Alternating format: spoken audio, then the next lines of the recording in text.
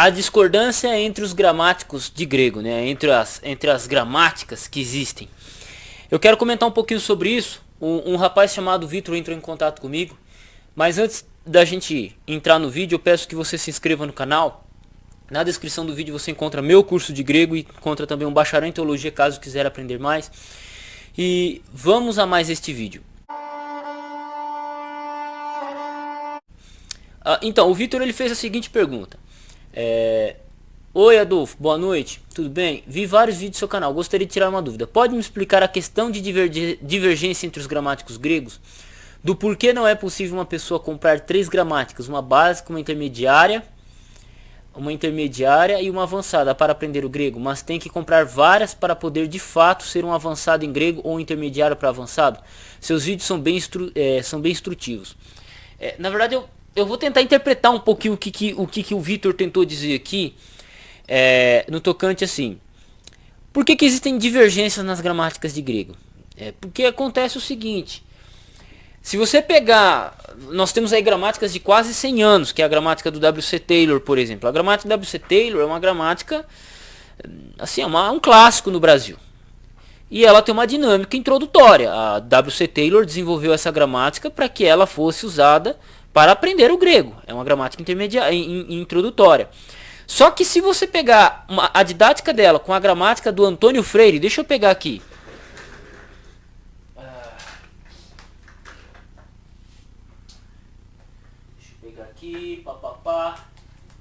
Antônio Freire, gramática grega de Antônio Freire vai estar por aqui. Tá aqui.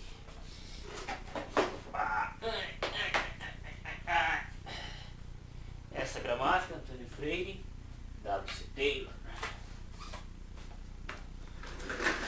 Se a gente pegar, por exemplo, essas duas gramáticas são duas gramáticas antigas. A gramática do W.C. Taylor, por exemplo, ela é uma gramática introdutória e ela serve para te introduzir ao estudo da língua grega, né? Principalmente do grego koiné, do Novo Testamento. Então essa aqui é uma gramática voltada para seminário, Já a gramática do Antônio Freire, por exemplo, ela não é uma gramática que contém exercício. Ela é uma gramática organizada por temas, separada por seções. Ela contém muitas tabelas e ela ensina essencialmente o grego clássico. Então assim, você tem divergência nelas, por exemplo, por causa da questão didática, da questão dinâmica. E aí entra uma outra questão. Cada professor ele vai trabalhar o estudo da língua de uma maneira que ele ache melhor. Então W.C. Taylor, por exemplo, ele preferiu colocar vocabulário e exercícios. Antônio Freire, português, fez o quê? O que ele fez? Ele só fez tabela. Ele só deu explicação em tabela e assim. E se você quiser aprender grego, você que compre uma Ilíada de Homero, leia a minha gramática e se lasque com o resto. É isso. Né? Enquanto o W.C. Taylor ele vai trabalhando com exercícios e pequenas explicações. Então você tem uma divergência na questão, nessa questão didática. Uma outra questão que nós podemos pegar, por exemplo,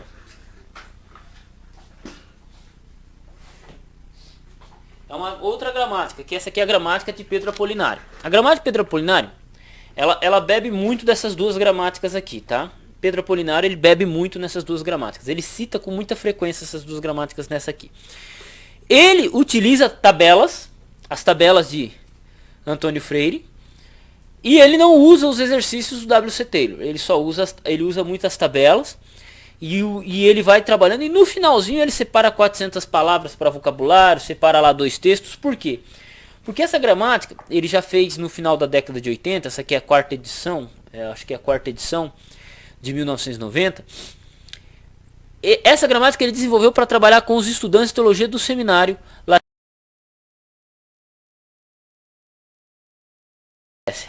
latino-americano, é isso mesmo. O que acontece? Você tem gramáticas desenvolvidas para certos contextos. Só que, por exemplo, Pedro Apolinário ele já não ensina grego como esses dois caras ensinavam. Por quê? Eles são de uma época que o grego era ensinado que existia 8 declinações. Pedro Apolinário só ensina 5. Ele só ensina 5.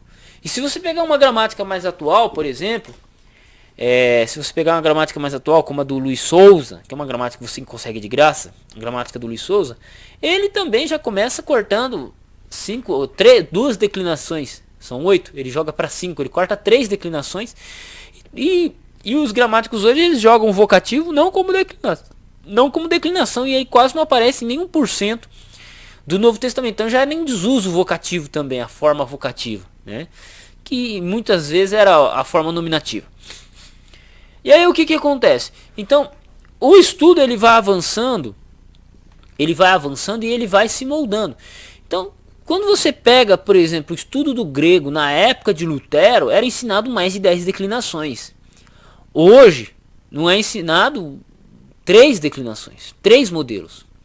Então, a dinâmica, a didática, o estudo, por exemplo, na época de Lutero, na época da King James, tanto o grego quanto o hebraico era ensinado na questão do tempo verbal latino. E hoje não se ensina mais isso. Um professor que te ensinar que o tempo verbal grego e o tempo verbal hebraico estão focados no tempo, ele não sabe nada do que ele não sabe grego, ele não sabe hebraico. Por quê? Porque você tem o aspecto da ação. A ênfase está na ação e não no tempo. As línguas latinas, por causa do latim, as línguas descendentes do latim, elas têm uma ênfase no tempo. O tempo verbal tem uma ênfase no tempo.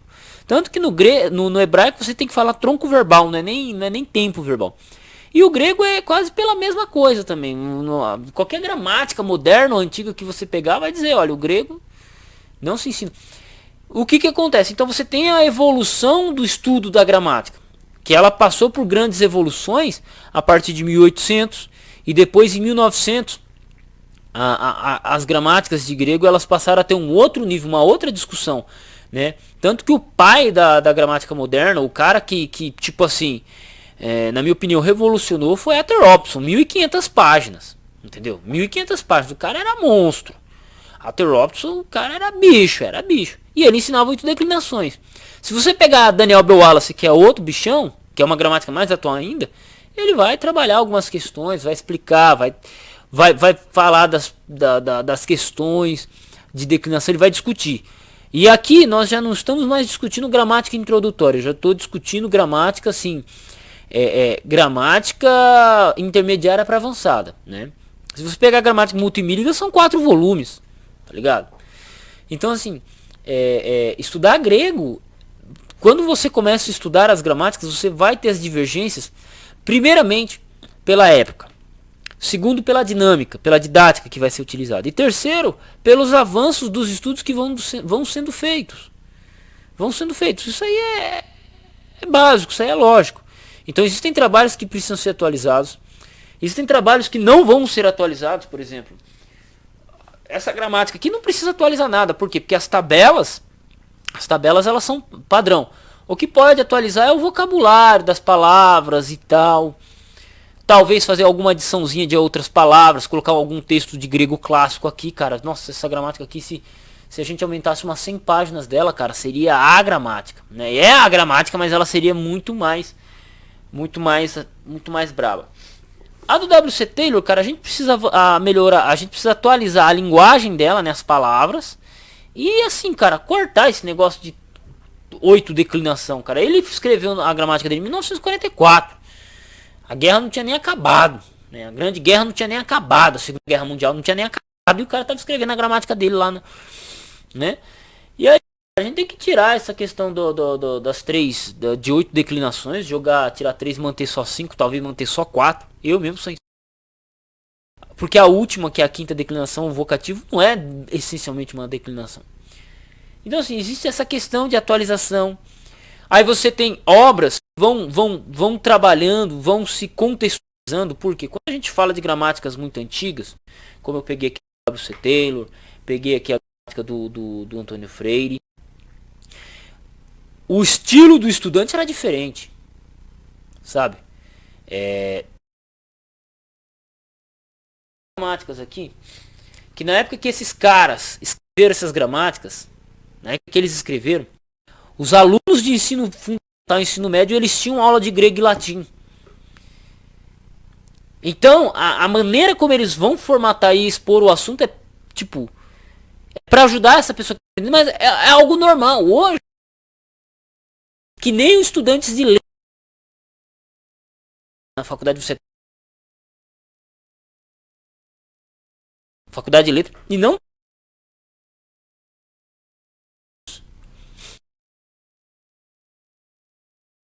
você volta. Hoje a dinâmica ela tem que ser, por necessidade, ela tem que ser muito mais simplória. Você tem que passar o assunto com muito mais simplicidade. Então, por exemplo, quando você pega uma gramática dessa e dá na mão de um cara que nunca pegou grego, nunca pegou uma gramática de língua portuguesa na vida, meu irmão, é uma lapada na cara, mano. É uma lapada na cara. Sai rolando. Sai rolando. Entende? E o que acontece? Então é isso. Só que aí, por exemplo, o Vitor ele fez a pergunta, então por que há divergência os gramáticos? Aí você pega, tudo isso que eu tô falando aqui nesse vídeo é apenas a minha opinião, é apenas a visão que eu tenho da experiência que eu tenho ao longo do tempo.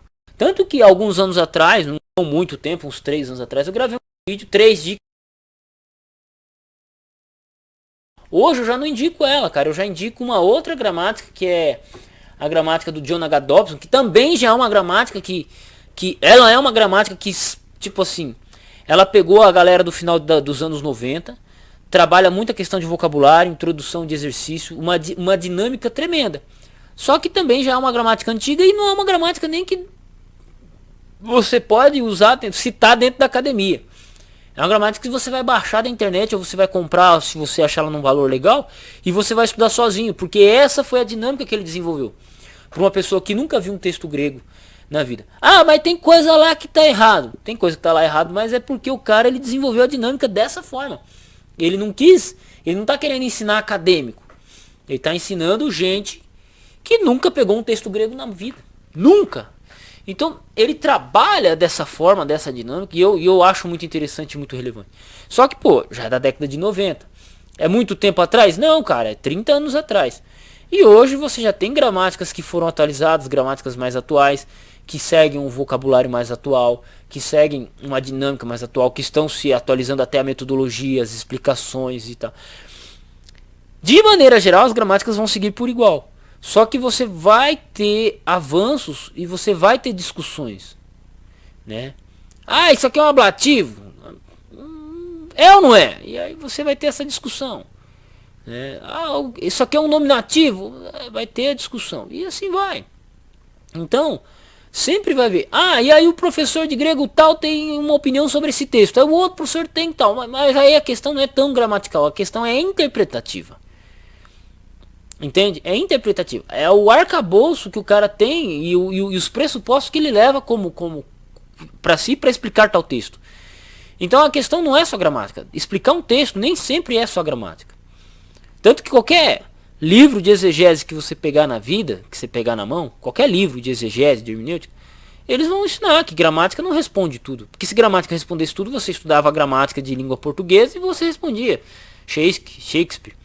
Você pegava a gramática de grego e respondia tudo no Novo Testamento e você não responde. Tem coisa que você precisa conhecer de questões linguísticas, que são outras ciências que passaram a se desenvolver a partir do século XIX, final do século XIX, início do século XX. Principalmente a linguística. Entende?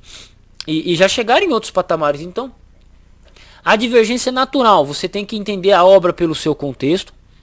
Você tem que entender o momento em que você vive, né? Porque assim, tem aluno que eu posso chegar e indicar a gramática do W.C. Taylor, sem problema. Já tem outros que vão ter dificuldade.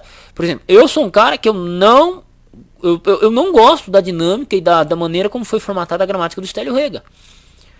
Eu não gosto. E cara, o que tem de aluno de faculdade grande que vem pra mim falar comigo por causa dessa gramática, simplesmente por quê? Porque a gramática dinâmica dela não é lá essas coisas. Só que é uma gramática que é usada desde a década de 80 nos grandes seminários. Seminário adventista, batista, presbiteriano, metodista. Entende? Então, mas quem é que vai tirar essa gramática clássica? Ninguém vai tirar a posição de gramática clássica, né, dela. Só que a dinâmica dela não é para aquele cara que chegou no seminário e está sendo obrigado a estudar grego sozinho, né? Ou estudar grego, que é uma matéria que exige muito do aluno. E assim vai, cara, e assim vai. Então, eu não sei se eu respondi a pergunta do Vitor, mas o que que acontece? A gente tem que preferir as gramáticas de certa forma mais atuais, de acordo com o tempo você ir adquirindo as gramáticas mais antigas. Só que essa lição que eu estou falando aqui é uma questão válida só se você quiser se aprofundar no grego. Porque, cara, se você quiser simplesmente aprender grego, eu quero aprender grego para fazer uma análise aqui, uma análise ali, sem entrar em muita discussão, só para me aprofundar. Você pegou uma gramática introdutória mais recente, uma Estélio Rega, uma gramática do Ezequiel Soares, né, a nova gramática da CPAD também, que acho que é do Ezequiel Soares, alguma gramática da Vida Nova, que acho que é do Estélio Rega em si. Beleza, você já tem uma gramática introdutória. Você pegou lá uma gramática dessa aqui, do Antônio Freire, em seguida, depois que você estudou a do Estélio Rega, por exemplo, e você pegou essa gramática aqui para estudar, Antônio Freire, que é uma gramática de consulta, mano, você já está muito bem servido. Você tem essas duas gramáticas, você já está muito bem servido. Aí, se você fala assim, não, eu quero me aprofundar, aí bicho, aí você tem que ir para Walter Robson, você tem que ir para Daniel Bell Wallace, aí você tem que ir para a gramática de grego da Paulus, aí você tem que ir para obras que já são mais parrudas. Você tem que comprar as gramáticas de grego clássico, né, da Joy Association e outras gramáticas e tal. Entende? Então assim, a questão é aonde você quer chegar no grego. Aonde você quer chegar no grego? Você chegou no grego aonde você queria? Beleza, para por aí. Não, eu quero avançar mais. E aí você vai avançando, vai se aprofundando. Que nem hoje eu tenho o privilégio, tá? Eu tenho o privilégio, graças à doação de alunos aqui, de pessoas aqui, que eu tenho a gramática do Walter Robson e a gramática de Multimilligan, que são duas gramáticas que era o meu sonho ter, cara. Elas estão em inglês. Então, tipo, pensa, o cara quer se aprofundar no grego, ele tem que aprender inglês. E não tem conversa, bicho. E não tem conversa, não tem choro, não tem lágrimas, não tem o que falar. Quer aprender, quer se aprofundar, é isso. Agora, quer ser um estudante introdutório de grego? Compra lá uma gramática de introdutória qualquer. Compra uma gramática como é. Compre essa gramática em seguida. Tenha lá o seu interlinearzinho, seja majoritário ou seja da SBB. Léxico analítico e dicionário léxico analítico Vida Nova. E léxico baseado em domínio semântico do Lounida, da editora da Sociedade Bíblica do Brasil. Você tem isso, meu amigo, você já está, introdutoriamente, medianamente, você já está bem.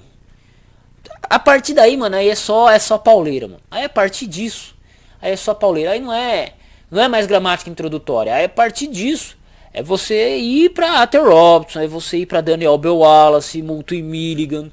Aí é você pegar as parrudonas, as bichonas de 1500 páginas em outros idiomas, né? Mas Adolfo, existem outras gramáticas em língua portuguesa e tal. Existem, eu só estou dando um caminho mais curto.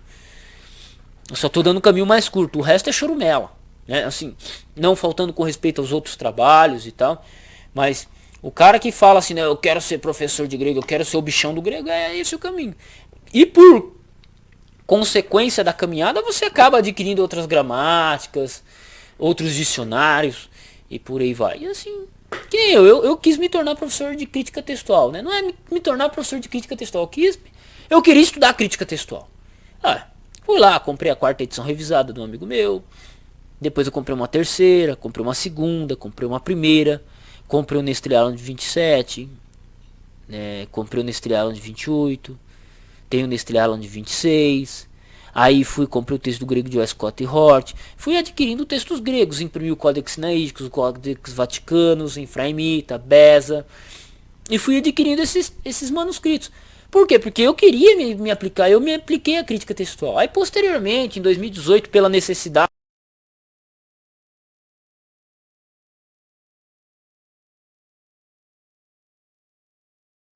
Essa é a caminhada. Que eu sei que aluno, pessoas que estudaram comigo, que não, eu só quero ler um pouco de grego para eu poder fazer uma exegese um pouco melhor e fazer uma crítica textual, poder julgar uma tradução aqui e ali, nada muito avançado, sem ficar em treta, sem querer ser o bichão, é só para pesquisa pessoal. Mano, é isso. A caminhada é essa, uma gramática introdutória, Antônio Freire, um interlinear qualquer e esses dois dicionários, léxico analítico Vida Nova e o léxico domínio semântico. Pronto, mano, você já está muito bem servido. Um abraço a todos e fui. Se eu não respondi, eu gravo outro vídeo e respondo. Muito obrigado por ter assistido esse vídeo até agora. E neste exato momento aparece na tela a imagem da doação via Pix, tá? Caso você queira ou possa fazer uma doação via Pix, está a imagem para você escanear o QR Code. E também na descrição do vídeo aqui aparece um link de doação. Então, se você não puder doar via Pix, mas preferia doar via link, o link de doação também está na descrição desse vídeo aqui. E eu peço, né, porque é para a gente estar comprando livros, para a gente estar melhorando a estrutura aqui do canal, com tecnologia, isso e aquilo, e sempre aprimorando. Então, se você puder nos ajudar, fico extremamente agradecido.